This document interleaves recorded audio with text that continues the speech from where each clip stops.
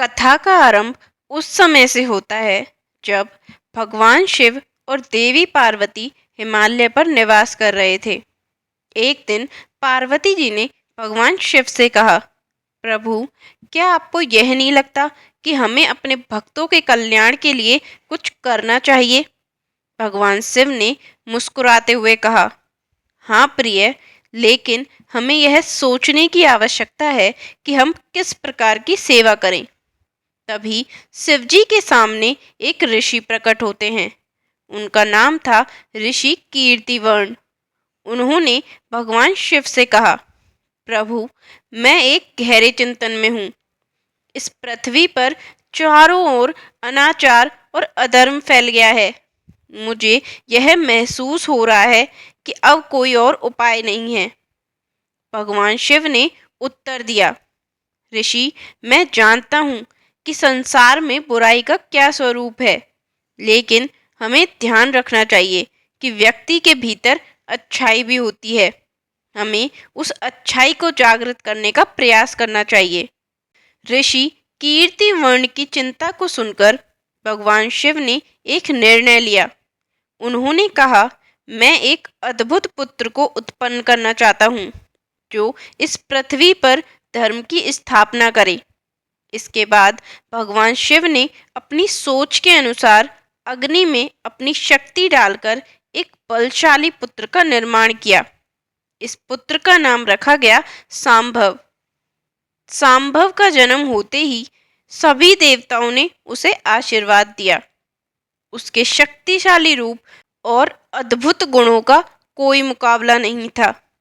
वह अत्यंत बुद्धिमान, समझदार और शूरवीर था। भगवान शिव और देवी पार्वती ने उसे सदैव शुभ मार्ग पर चलने की शिक्षा दी। सांभव ने अपने किशोरावस्था में ही अपने अद्भुत गुणों और शक्तियों का परिचय देना शुरू कर दिया। वह सभी जीवों, ब्रह्मांड की शक्तियों और प्राकृतिक तत्वों के साथ संवाद स्थापित कर सकता था। उस समय एक दुष्ट असुर, जिसका नाम था दुराचार, पृथ्वी पर आतंक मचा रहा था। उसने धर्म और शांति के मार्ग को बाधित कर दिया था। दुराचार ने अपने अनुचरों के साथ मिलकर गांव में लूटपाट, अत्याचार और अराजकता फैलाने का क्रम शुरू कर दिया। लोग बहुत परेशान थे और अपने धार्मिक अधिकारों की रक्षा के लिए संघर्ष कर रहे थे। जब सांभव ने यह सब सुना तो उसकी आत्मा में धधक उठी। उसने निर्णय किया कि वह इस दुष्ट असुर का सामना करेगा और अपने लोगों की रक्षा करेगा। सांभव ने अपने माता पिता से अनुमति ली और दुराचार के खिलाफ जाने का निश्चय किया।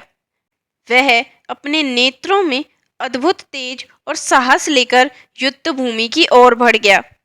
उसकी यात्रा कठिन थी, लेकिन उसके मन में एक ही सपना था, अपने लोगों की रक्षा करना और धर्म की स्थापना करना। जब सांभव दुराचार के दरबार में पहुंचा तो वहां का दृश्य भयावह था। दुराचार अपने अनुचरों के साथ बैठा हुआ था और लोग उसके डर से कांप रहे थे। दुराचार ने सांभव की उपस्थिति को नकारते हुए कहा, कौन है ये बालक? क्या यह भी मुझे चुनौती देने आया है? सांभव ने दृढ़ता से उत्तर दिया, मैं वह हूँ जो अन्याय के खिलाफ खड़ा होता हूँ। तेरा आतंक अब नहीं सहा जाएगा। दुराचार ने हंसते हुए कहा, तुम एक छोटे बालक हो, क्या तुम मेरी शक्तियों का सामना कर सकोगे? लेकिन सांभव ने दृढ़ता से कहा, मैं अपने धर्म के लिए लड़ूंगा और मेरी पवित्रता मेरी शक्ति है। युद्ध आरंभ हुआ। सांभव ने अपने तेज धार हथियारों और बुद्धिमत्ता का उपयोग करते हुए दुराचार और उसके अनुचरों से मुकाबला करना शुरू किया। दोनों पक्षों के बीच भयंकर लड़ाई हो रही थी। समय बीतता गया, लेकिन सांभव ने लड़ाई में अपनी शक्ति और साहस को नहीं खोया।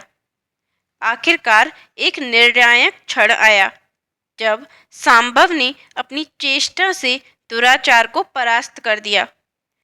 उसने दुराचार को धरती में दबोच लिया और भगवान शिव का स्मरण करते हुए कहा, प्रभु कृपा करके मुझे शक्ति दें कि मैं इस दुष्ट का अंत कर सकूं। भगवान शिव ने अपने आशीर्वाद से सांभव को शक्ति प्रदान की। वह अपनी पूरी शक्ति के साथ दुराचार पर नाशक वार करने में सफल रहा। उसके अंत के साथ ही भूमि पर से अंधकार और आतंक का एक युग समाप्त हो गया। लोग पुनः आशा की किरण देखने लगे और सांभव को अपने उद्धारक के रूप में मानने लगे। दुराचार की हार के बाद सांभव ने धरती पर धर्म की पुनर्स्थापना की। उसने लोगों को एकजुट किया और उन्हें संगठन के माध्यम से सशक्त किया। उसने सभी को जैविक खेती, शिक्षा और स्वास्थ्य के महत्व को समझाया। सांभव ने गांव-गांव जाकर लोगों को योग और ध्यान की विधियों से भी अवगत कराया, ताकि वे अपने जीवन में संतुलन और शांति पा सकें। उसकी शिक्षाएं पूरी पृथ्वी पर फैलने लगीं। लोग उसे श्रद्धा और सम्मान से देखने लगे। उसने अपनी सरलता, समझदारी और नेतृत्व क्षमता से सभी का दिल जीत लिया। लोग अपने बुरे अतीत को भूलकर एक नई राह पर चलने लगे। परंतु सांभव ने कभी भी अपने पराक्रम को देखकर घमंड नहीं किया। उसने हमेशा यह प्राथमिकता बनाई कि शक्ति का उपयोग मात्र सही कार्यों के लिए किया जाए। एक दिन एक युवक लड़का सांभव के पास आया और कहा, महाराज, मैं आपकी तरह एक बहादुर बनना चाहता हूँ। क्या आप मुझे सिखा सकते हैं? सांभव ने मुस्कुराते हुए कहा, धैर्य और पारंपरिक दृष्टिकोण से तुम अपनी शक्ति को पहचान सकोगे। यदि तुम परिश्रम करते हो तो एक दिन तुम्हें भी हासिल होगा। यह सुनकर वह युवा लड़का उत्साहित हो गया और सांभव का शिष्य बनने के लिए तैयार हो गया। एक दिन किसी ने सांभव को बताया कि दुराचार के अनुचर जो भाग गए थे फिर से एकत्रित हो रहे हैं। उन्होंने नई योजनाएं बनाई थी और गांव में फिर से आतंक फैलाने का निश्चय किया था। इस बात को सुनकर सांभव ने कहा, हमें इससे डरना नहीं है। हमें अपने लोगों की रक्षा करनी होगी। आओ हम एकजुट होकर उनका सामना करें।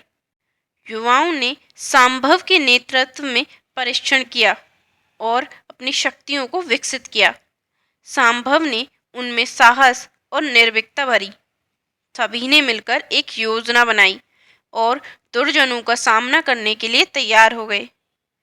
बंदूकें सजी हुई थी और तलवारें चमक रही थी। जब उन्होंने दुर्जनों का सामना किया तो उन्होंने एक दूसरे के साथ मिलकर लड़ना शुरू किया।